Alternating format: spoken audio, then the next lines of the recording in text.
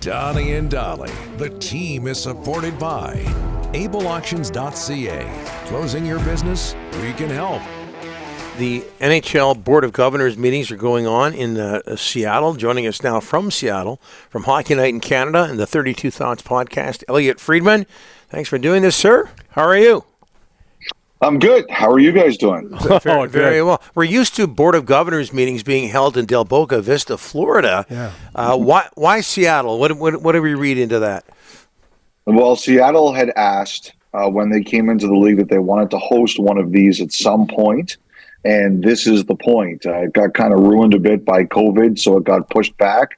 The only thing I'm kind of disappointed about is the Kraken aren't here. So usually when the event is in Florida or something like that, the Panthers are at home so I can go to a game, but nothing like that with the Kraken this time. So it's Seattle, and I have to say it's got the Vancouver Pacific Northwest weather right now. It's kind of bad out there. We're well aware of that, Elliot. Okay, so salary cap, Olympics, media presentations. What's at the top of the list of these meetings, Elliot? You know, I got to tell you, Don, I don't know if there's anything going to be too huge coming out of it from what they're discussing. I've been fooled before, but I don't know that we're going to hear anything too enormous. I think, some of the things that we'll probably be asking about, I'm sure there'll be questions about what the Corey Perry situation. I'm sure there'll be questions about things like the Marc-Andre Fleury mask situation. But, I don't know if anything they are particularly discussing is going to be newsworthy. Yes, they're talking about the World Cup and the Olympics, but I don't know if we're going to get any final answers here. Yes, they're talking about the salary cap, and we're expecting it to go up 5% next summer. That's not news. Maybe it comes up again here. Yes, they're going to be talking about Shane Pinto's suspension and gambling rules and things like that, but I don't know if there's going to be anything we hadn't heard before. So I'm not. A couple of owners had indicated to me that maybe not all of them would be here because they're not expecting too much news to break. But I've been wrong before. We'll see what happens. Elliotte, Hockey Night in Canada, you reported Pettersson met with Alvin last week. Can you give us any insight into more into that meeting? Well, Alvin, when I reached out to him, he didn't want to talk about it, Rick. He basically just said, look, I don't discuss private conversations I have with players. But I believe you reported last week that Pat Brisson, who represents Pettersson, met with Alvin as well. I think it was in Colorado. Yeah. I think that's where Pettersson and Alvin met, but I'm not 100% certain. Obviously Pettersson had a blistering pace to start the season. I don't think anybody expected him to keep that up. I just don't know if it's humanly possible to do that. But his production had tailed off a little bit. I know there's been a lot of questions about whether he's playing hurt.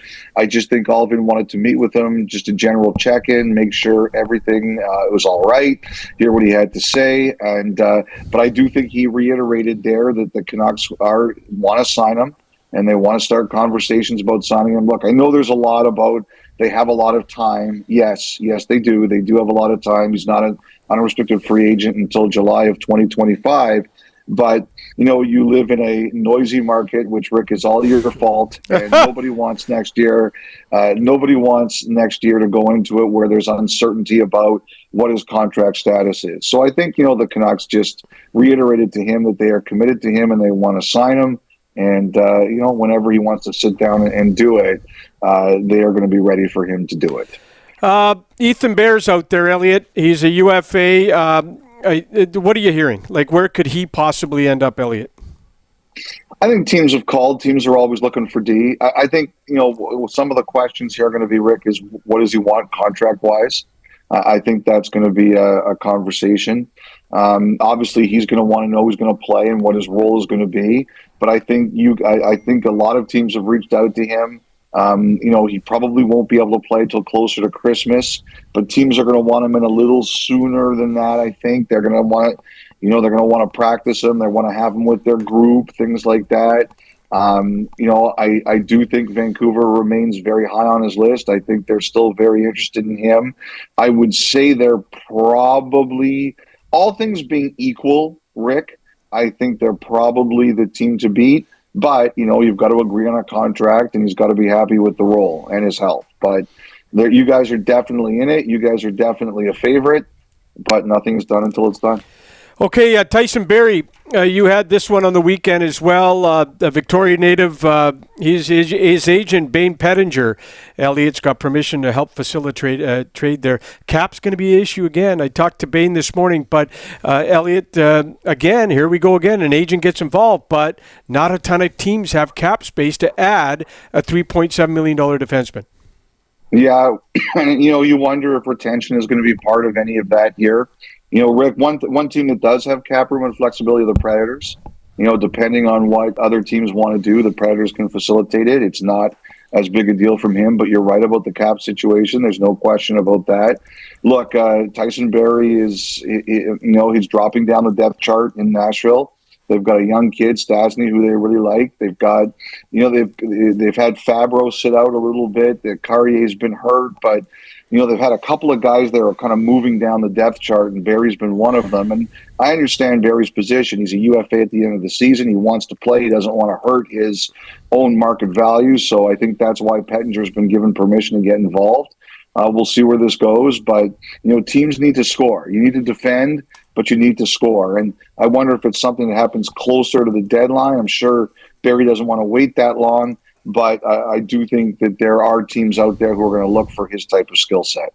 Hey, Elliotte, Canucks acquire 6'6" Nikita Zadorov from Calgary. They pair him on the weekend in Calgary with 6'8" Tyler Myers.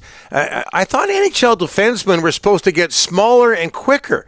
What works these days? I think it's bigger and quicker. You want the best of both worlds, Don. Take a look at the defenses that have won the Stanley Cup the last few years. Yep. You take a look at Vegas. Everybody was long and can skate. You look at that Stanley Cup final 2 years ago between Colorado and Tampa. If you go through, and Girard was hurt, he wasn't playing. So if you go through the depth charts of the defensemen that were playing in that Stanley Cup final, the smallest one, by the way they're listed, was Cale Makar, who's listed at the time I think at 5'11", 207, and we know he's a big, strong guy.